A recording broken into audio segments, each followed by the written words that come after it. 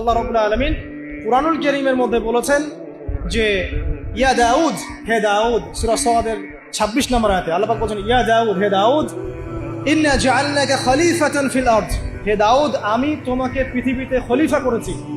আল্লাহর খলিফাকে যে আল্লাহ রাব্বুল আলামিনের বিধান মেনে চলে সেই তো আল্লাহর খলিফা।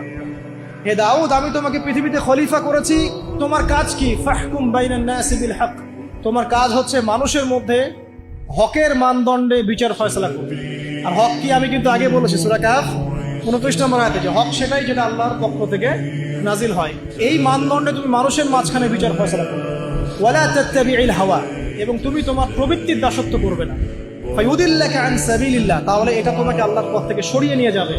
ইন্নাল্লাযীনা ইউদিল্লুনা আন সাবিলিল্লাহ, নিশ্চয়ই যারা আল্লাহর পথ থেকে বিচ্যুত হয়ে যায়, লাহুম আযাবুন শাদীদ, তাদের জন্য আছে প্রচন্ড যন্ত্রণাদায়ক শাস্তি।